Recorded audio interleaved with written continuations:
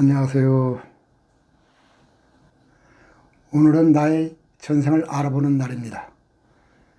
내가 지금 느끼는 공포감 혹은 갑작스러운 친밀감은 어디서 오는 것일까? 라는 질문을 해보신 적이 있나요? 전생은 단순한 환상일까요? 아니면 지금의 나를 만든 퍼즐 조각일까요? 이를 알아보는 여정은 마치 오래된 다락방에서 나만의 오래된 사진첩을 발견하는 것과도 같습니다. 먼저 지금의 나는 정말 나인가를 생각해 봅시다. 분명히 나이죠. 내가 일어나고 싶으면 일어나고, 먹고 싶으면 먹고, 잠자고 싶으면 자고, 내 마음대로 되니까 나인 것 같습니다. 그렇지만 내 마음을 자세히 살펴보세요. 전생의 선업과 악업이 항상 공존하며 다투고 있습니다. 우선 업이란 저는 자기가 체득한 지식이 습관이 되어 진리처럼 된 것이라고 표현하겠습니다. 그러니 생각할 필요도 없이 업이 반사적으로 튀어나옵니다.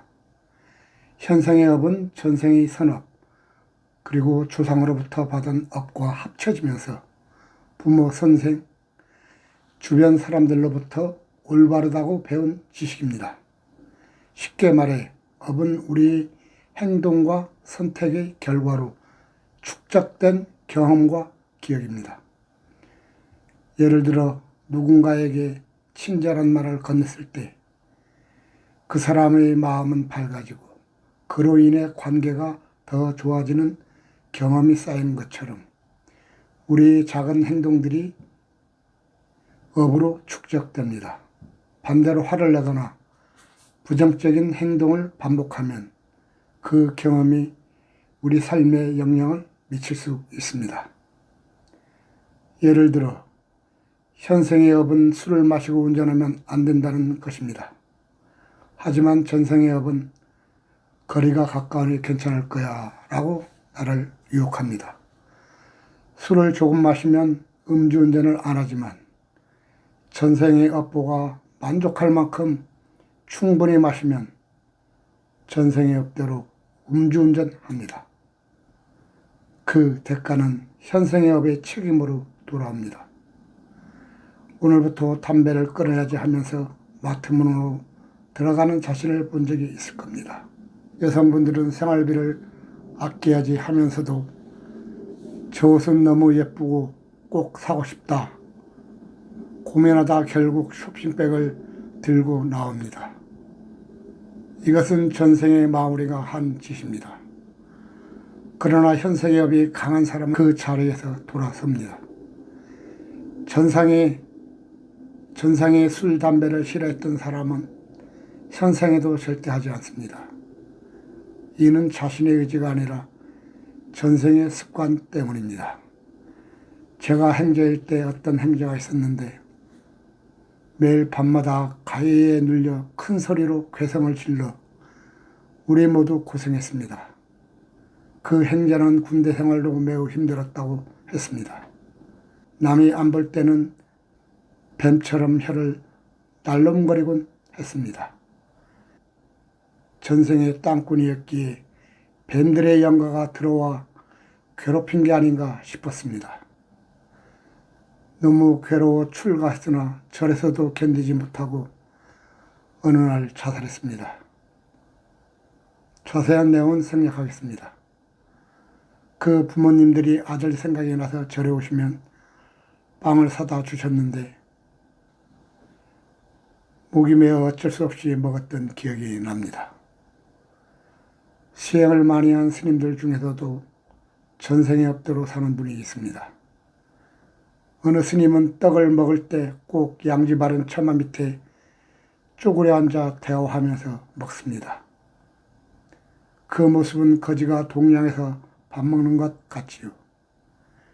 그게 편하고 맛있는가 봅니다. 저는 왼손잡이라 왼손으로 밥을 먹으면 더 맛있습니다. 하지만 눈치 볼 때는 오른손으로 살짝 먹습니다. 어떤 노스님은 먹는 것에 집착하여 시간 날 때마다 먹기를 좋아하십니다. 야쿠르트도 100원짜리만 고집하며 다소 경망스러운 행동을 보이셨는데 한마디 해 주려다 다른 스님들도 있는 상황에서 왜 그 말을 굳이 내가 해야 할까? 라는 생각에 그만두었습니다.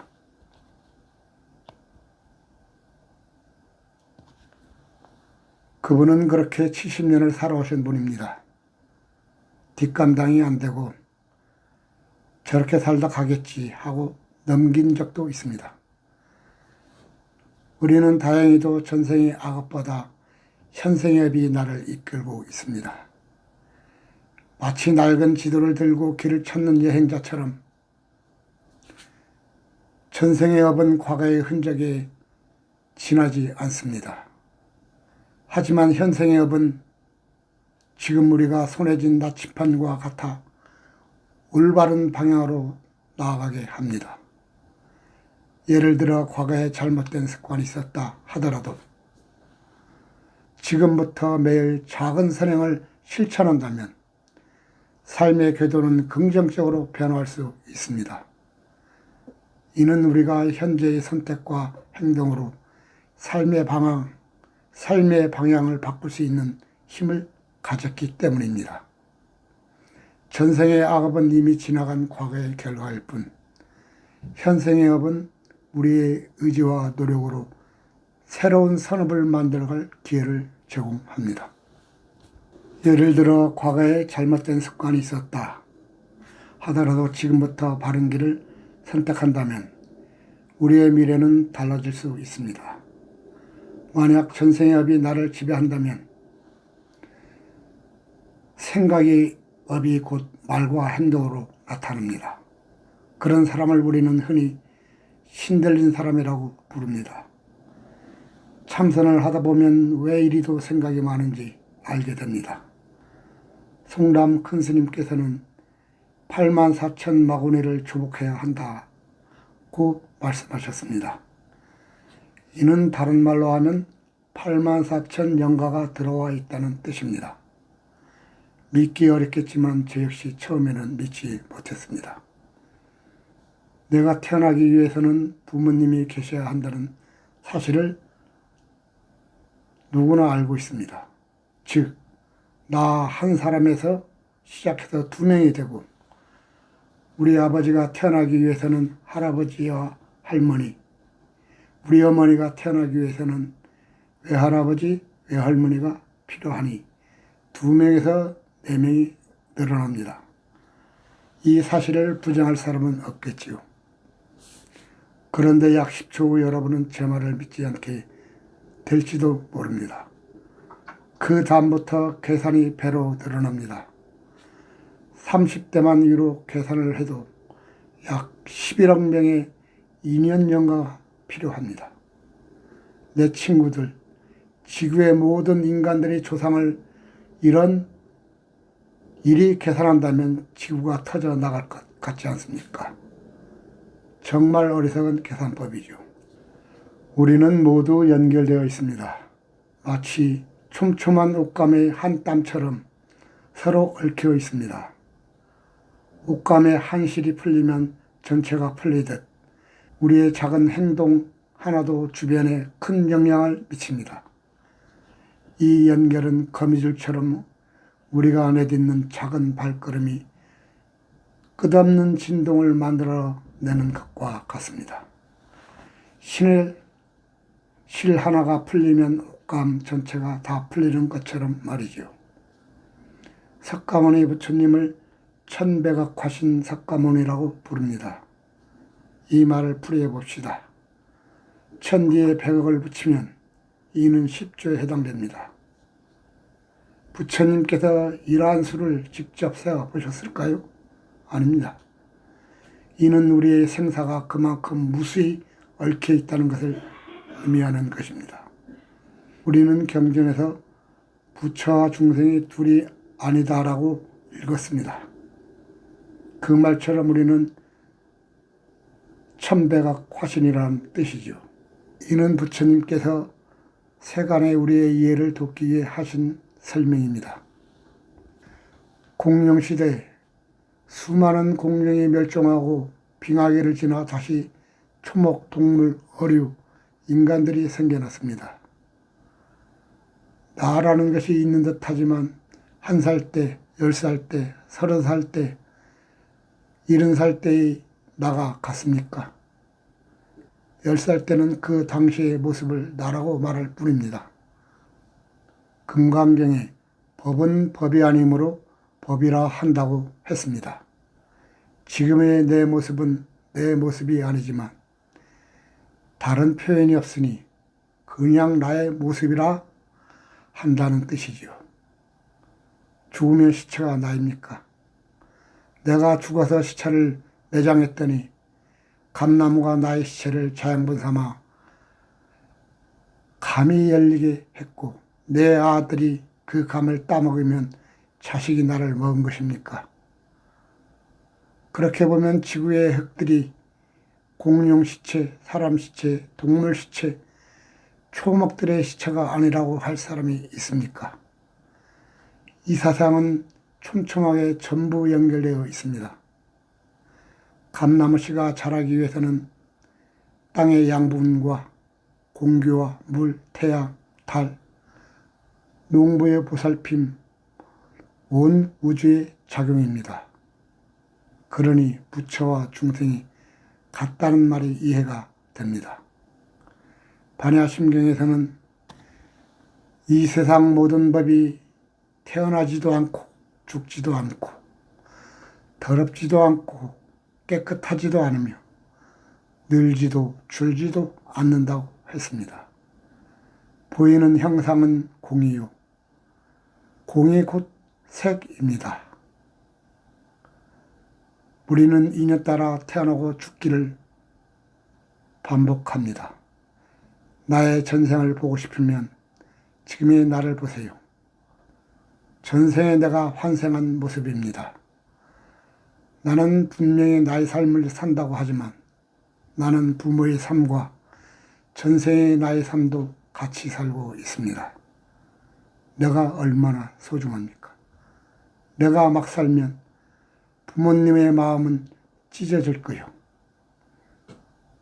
나의 내생을 보고 싶으면 지금의 나를 보세요. 지금의 내가 내생의 모습입니다. 수많은 천배각 화신이 인연 따라 부모를 통해 나로 태어난 것입니다.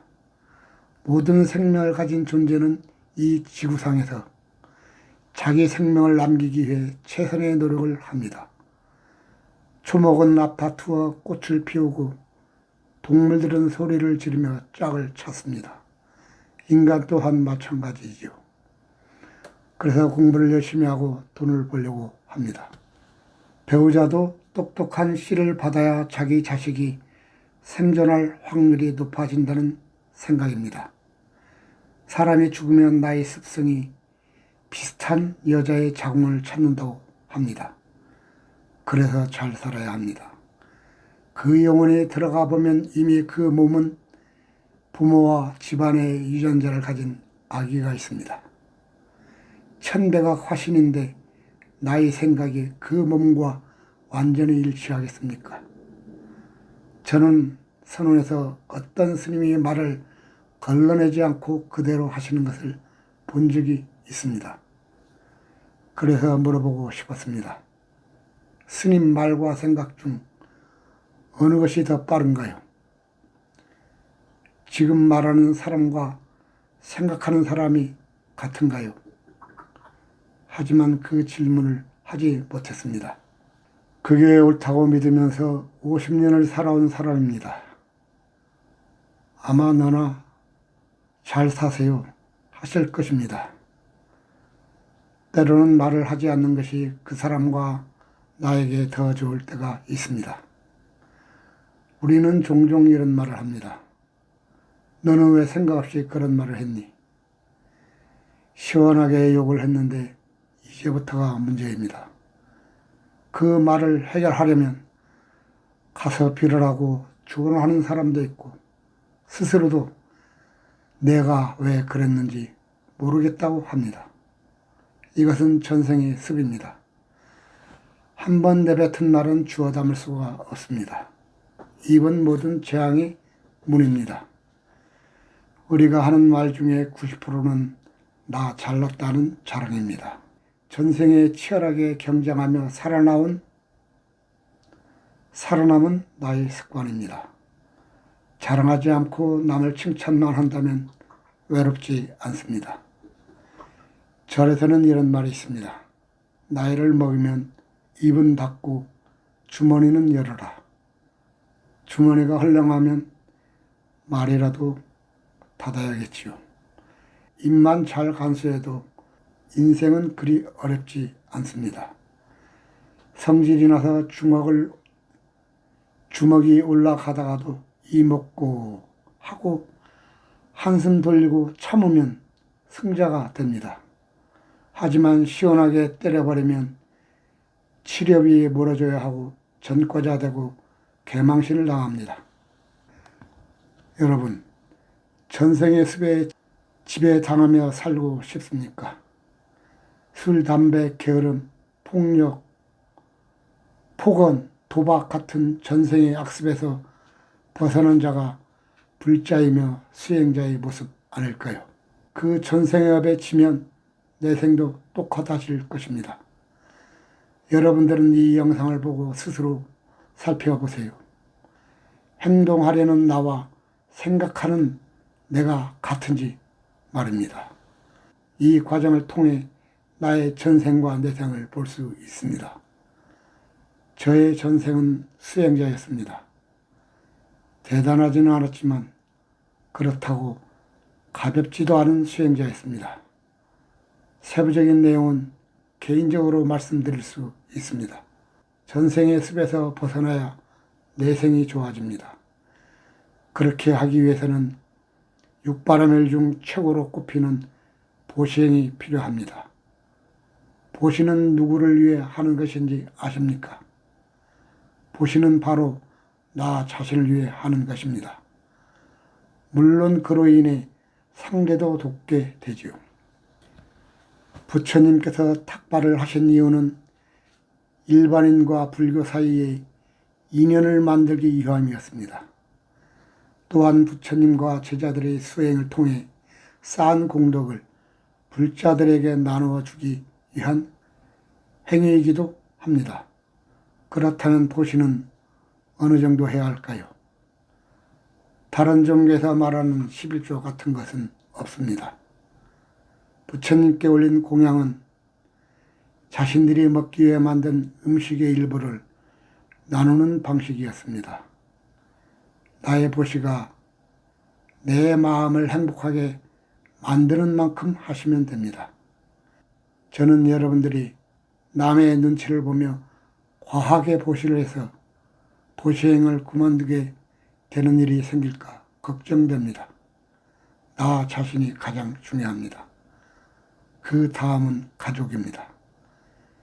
다음에도 또 다른 망상을 가지고 여러분을 모시겠습니다.